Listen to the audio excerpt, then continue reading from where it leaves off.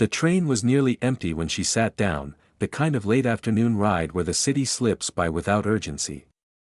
She liked these hours, too late for rushing, too early for endings. She placed her bag beside her, tucked her hair behind her ear, and let her thoughts wander as the doors closed. At the next stop, he boarded with a paperback in hand and the tired look of someone who had stayed present all day. He sat across the aisle, nodded politely, and opened his book. They didn't speak. They didn't need to. The rhythm of the train did the talking for them. A few stops later, her phone buzzed. She read the message, smiled to herself, and typed a reply she never sent. When her stop arrived, she stood quickly, distracted, leaving the message open on her screen. The train pulled away before she noticed. He saw the phone light up on the empty seat. At first, he meant to hand it to the conductor.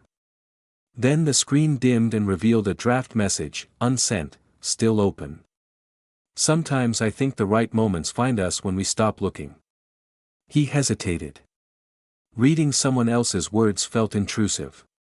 But the train swayed, the moment lingered, and something about the sentence felt like an invitation rather than a secret. He picked up the phone and waited at the next station, hoping she might return. She did. Breathless, scanning faces, embarrassed and relieved all at once. Their eyes met. He held out the phone without comment. She laughed softly, thanked him, and apologized for the inconvenience. He said it was nothing. Then, after a pause, he added that the message was nice. Honest. She blushed, surprised, then smiled. They stood on the platform together while another train passed, noise rushing between them. She admitted she wrote messages to herself sometimes, thought she wasn't ready to send anywhere else. He said he liked the idea of leaving space for words to exist before they were shared. They walked a short distance before parting, exchanging names and a brief promise to meet again without deciding when. That evening, she finally sent the message, not to anyone specific, but to herself, saved and closed. On another day, another train, she saw him again. This time, they sat together. Some connections begin with conversation. Others begin with a sentence left behind. Waiting for the right person to read it at the right moment. They didn't pretend the second meeting was accidental. When he sat beside her this time, both of them smiled with the quiet recognition of people who knew a thread had already been woven. The train moved, the city blurred past, and conversation found its rhythm easily, no urgency, no performance. They talked about routes they took too often, about places they passed daily without noticing, about how certain moments feel louder simply because you're paying attention.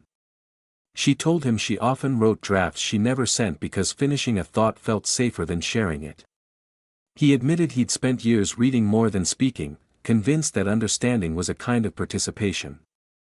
The honesty wasn't dramatic. It was steady.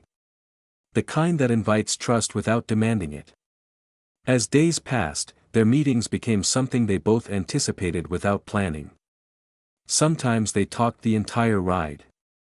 Other times they sat in companionable silence, books open, shoulders close. The message that started it all stayed between them, not a joke, not a promise, just a reminder of how easily moments can slip away if you don't notice them. One evening, as the train slowed near her stop, he asked if she wanted to continue the conversation off the platform. She hesitated only long enough to smile, then nodded. They walked together, city lights softening the edges of the night. There was no rush to define anything. Just the shared understanding that some connections deserve time to unfold at their own pace. Later, at home, she opened her notes app and reread the sentence that had started it all. This time, she didn't close it. She added another line beneath it, unfinished, but intentional. Some messages aren't meant to be sent right away. They're meant to change who's ready to receive them.